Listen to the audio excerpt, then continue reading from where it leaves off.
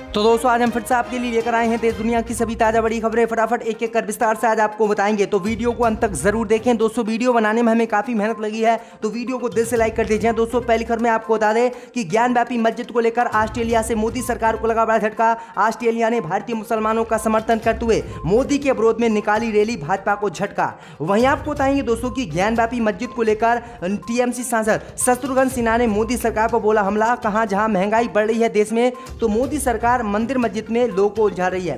वहीं आपको बताएंगे दोस्तों कि रामपुर में आजम खान से मिले मौलाना तौकीर रजा, बोले एक होकर लेंगे मोदी सरकार से हिसाब। वहीं आपको बताएंगे दोस्तों कि राहुल गांधी ने लंदन की कैम्ब्रिज यूनिवर्सिटी में मोदी सरकार पर बोला हमला। कहा भारत में हालात नहीं है ठीक, बीजेपी ने चारों तरफ केरोसिन छिड़क रखा है।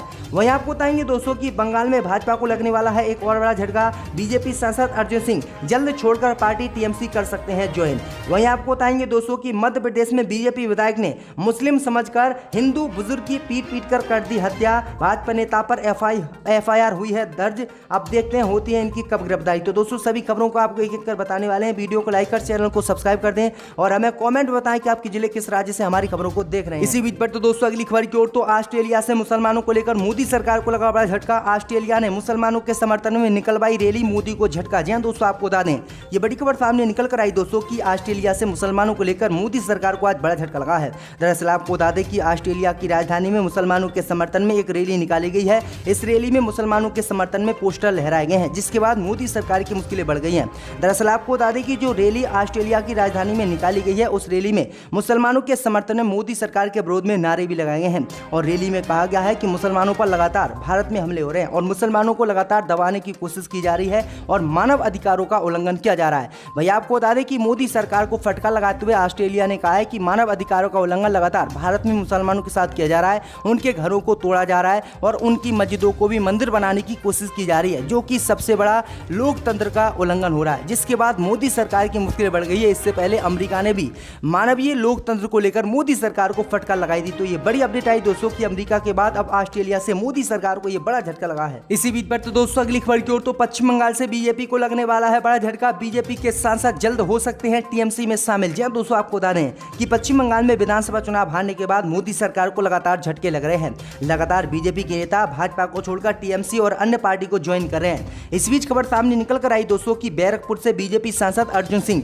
जल्दी बीजेपी को छोड़कर टीएमसी ज्वाइन कर सकते हैं, जिसके बाद भाजपा को बड़ा झटका पश्चिम बंगाल में लग सकता है। दरअसल आपको बता दें कि बीजेपी सांसद अर्जुन सिंह के समर्थन में टीएमसी ने वेलकम बैरकपुर में एक पोस्टर लगाया है, जिसमें उन्होंने टीएमसी में बीजेपी सांसद अर्जुन सिंह का वेलकम किया है। जिसके बाद मोदी सरकार की मुश्किलें बढ़ती हुई पश्चिम बंगाल में दिखाई दे रही हैं और बीजेपी सांसद अर्जुन सिंह जल्दी बीजेपी छोड़कर टीएमसी ज्वाइन कर सकते हैं। तो ये बड़ी अपडेट आ रही दोस्तों। इसी बीच पर तो दोस्तों अगली खबर की ओर, तो कैम्ब्रिज यूनिवर्सिटी में मोदी सरकार पर राहुल गांधी ने बोला बड़ा हमला। कहा भारत की स्थिति नहीं है इस समय ठीक। जब दोस्तों आपको बता दें ये बड़ी खबर सामने निकल कर आई दोस्तों कि कांग्रेस नेता राहुल गांधी लंदन के कैम्ब्रिज यूनिवर्सिटी में आइडियाज फॉर इंडिया सम्मेलन में हिस्सा लेने पहुंचे।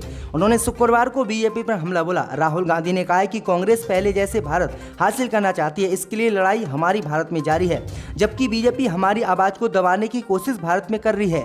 राहुल ने चीन को लेकर केंद्र की मोदी सरकार को भी घेरा। राहुल गांधी ने कहा है कि उनकी पार्टी भारत को फिर से हासिल करने के लिए लड़ रही है। उन्होंने कहा है कि बीजेपी लोगों की आवाज दबाती है, जबकि हम लोगों की आवाज को सुनने के लिए काम कर रहे हैं। कांग्रेस नेता ने कहा है कि भारत उन संस्थानों पर हमले देख रहा है जिन्होंने देश का निर्माण किया है, जिस पर अब डीप स्टेट का कब्जा है। इसके साथ ही उन्होंने मोदी सरकार पर निशाना साधा और कहा है कि जो पहले भारत था वैसा भारत अब नहीं रहा, क्योंकि मोदी सरकार के राज में भारत पूरी तरह से बदल गया है। तो ये बड़ी अपडेट आई दोस्तों, राहुल गांधी ने बड़ा हमला मोदी सरकार पर बोला है। इसी बीच पर तो दोस्तों अगली खबर की ओर, तो रामपुर में आजम खान से मिले तौकीर रजा, बोले एक होकर लेंगे हुकूमत से हिसाब। जी दोस्तों, आपको बता दें कि मौलाना तौकीर रजा खान शनिवार को सपा के वरिष्ठ नेता आजम खान से मिलने रामपुर पहुंचे। यहां दोनों के बीच काफी देर तक बातचीत होती रही। बाद में तौकीर रजा ने मीडिया से बातचीत में बीजेपी सरकार पर हमला बोला।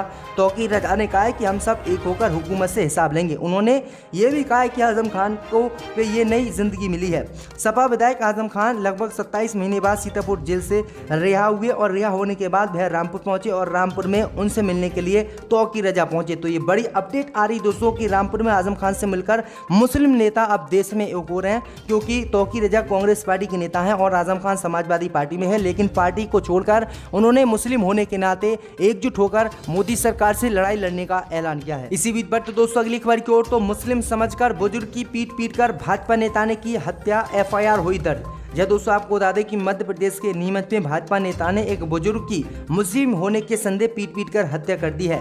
इस मारपीट का एक वीडियो सोशल मीडिया पर वायरल हो रहा है। भाजपा नेता के खिलाफ पुलिस ने एफआईआर दर्ज कर ली है। घटना के संबंध में बताया जा रहा है कि नीमच जिले के मानसा में बुजुर्ग भंवरलाल चत्तर नाम के शख्स की संदिग्ध मौत हो गई है। वह रतलाम के सरसी गांव के रहने वाले थे। बताया जा रहा है कि परिवार के साथ धार्मिक कार्यक्रम में शामिल होने चित्तौड़गढ़ गए भंवरलाल वहां से लापता हो गए थे। मानसा ने उनके सबको गुरुवार शाम को भेजा है। वहीं आपको बता दें कि आरोप ये लगाया जा रहा है कि बीजेपी नेता ने पूछा है कि आप मुस्लिम हो, लेकिन आपको बता दें कि बुजुर्ग लगातार मना करता रहा कि मैं मुस्लिम नहीं हूं। लेकिन आपको बता दें कि बीजेपी नेता ने एक भी उनकी नहीं सुनी और उनकी पीट कर हत्या कर दी। वहीं आपको बता दें कि जिस व्यक्ति की हत्या की गई है वह जो है दोस्तों मुस्लिम नहीं निकला है। वहीं आपको बता दें अब भाजपा विधायक की मुश्किलें बढ़ गई और भाजपा विधायक पर एफआईआर दर्ज हो गई। अब देखते हैं कि बीजेपी विधायक के घर पर कब बीजेपी की मध्य प्रदेश सरकार बुलेट चलवाती है। इसी बीच बढ़ते दोस्तों अगली खबर की ओर तो सुप्रीम कोर्ट के पूर्व जज ने यूएपीए पर जताई चिंता, बोले इसके एक प्रावधान राजद्रोह से भी ज्यादा खतरनाक। जब दोस्तों आपको बता दें कि सुप्रीम कोर्ट के पूर्व जज एमपी लोकुर ने शनिवार को कहा है कि राजद्रोह पर शीर्ष अदालत का 11 मई का आदेश महत्वपूर्ण है। वहीं उन्होंने गैर कानूनी गतिविधियां रोकथाम कानून यानी यूएपीए के एक प्रावधान के दुरुपयोग पर भी चिंता जताई है। राजद्रोह से आज़ादी कार्यक्रम में पूर्व न्यायाधीश ने शीर्ष अदालत द्वारा पारित अंतरिम आदेश के मायने समझने की कोशिश की। शीर्ष अदालत ने आज़ादी से पूर्व के राजद्रोह कानून के तहत देश में सभी कार्यवाही पर तब तक के लिए रोक लगा दी जब तक कि कोई उपायुक्त सरकारी मंच इसकी फिर से जांच नहीं कर सकता। वही आपको बता दें कि उन्होंने कहा है कि मुझे पता है कि यूपीए जो है राजद्रोह से भी ज्यादा खतरनाक है, क्योंकि यूपीए के कई प्रावधानों का मोदी सरकार दुरुपयोग लोगों पर कर रही है और यूपीए लगाकर उन्हें गलत तरीके से जेल में डाला जा रहा है, जो कि चिंता का विषय है। वो तो सुप्रीम कोर्ट ने राजद्रोह को खत्म कर दिया, नहीं तो राजद्रोह के केस लगाकर मोदी सरकार कई लोगों की जिंदगी बर्बाद कर रही थी। तो ये बड़ी अपडेट आई दोस्तों कि सुप्रीम कोर्ट के पूर्व जज ने अब राजद्रोह के बाद यूएपीए पर चिंता जताई है, जिससे मोदी सरकार की पोल खुलती हुई देश में नजर आ रही है। इसी बीच पर तो दोस्तों अगली खबर की ओर तो महंगाई के भारी विरोध के बाद मोदी सरकार ने तेल पर 8 रुपए और डीजल पर 7 रुपए किए कम। जी दोस्तों आपको बता दें ये बड़ी खबर सामने निकल कर आई दोस्तों कि कांग्रेस पार्टी के भारी विरोध के बाद केंद्र की मोदी सरकार घुटनों पर आई और केंद्र की मोदी सरकार ने पेट्रोल डीजल की कीमतों पर पैसे घटाए हैं। दरअसल आपको बता दें कि रविवार को केंद्र की मोदी सरकार ने पेट्रोल की कीमत से 8.69 रुपए प्रति लीटर घटाए हैं, जबकि डीजल की कीमत से 7.05 रुपए घटा दिए हैं। मैं आपको बता दें कि जिससे महंगाई से परेशान हो रहे लोगों को राहत मिली है।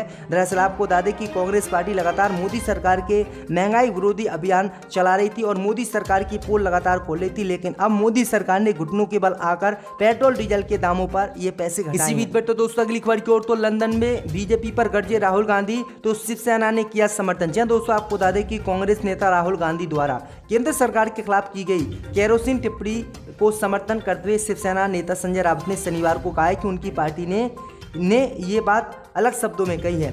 गांधी ने शुक्रवार को लंदन में एक कार्यक्रम में कहा था कि भारतीय जनता पार्टी ने देश भर में केरोसिन छिड़क दिया है और एक चिंगारी से आग भड़क सकती है।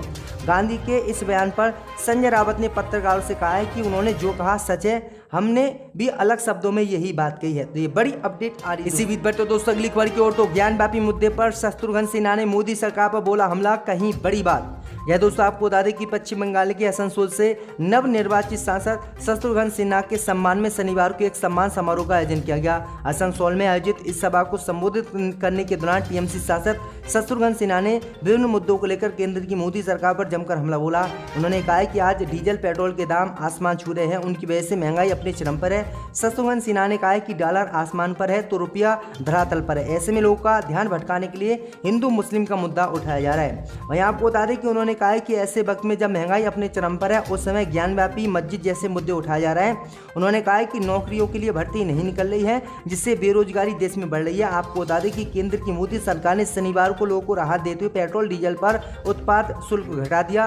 केंद्रीय वित्त मंत्री निर्मला सीतारमण ने जानकारी देते हुए कहा कि हमने पेट्रोल केंद्रीय उत्पाद शुल्क में 8 रुपये प्रति लीटर, डीजल पर 6 रुपये प्रति लीटर की कमी की है। तो ये बड़ी अपडेट आई दोस्तों कि मोदी सरकार की मुश्किलें बढ़ने के बाद मोदी सरकार ने पेट्रोल डीजल पर ये पैसे कम किए हैं, जबकि भाजपा और टीएमसी के खिलाफ लगातार टीएमसी और कांग्रेस पार्टी आंदोलन कर रही है। तो ये बड़ी अपडेट आई दोस्तों कि मोदी सरकार ने पहली बार विपक्षी बात मानते हुए पेट्रोल डीजल पर पैसे घटाए हैं। आपकी क्या राय इस खबर पे हमें कमेंट में जरूर बताएं। तो मैंने ये भी देखा था 2006 में कि एक एमपी ने यहां पर आकर अपने फाइल डिप्टी स्पीकर पर फेंक दिए।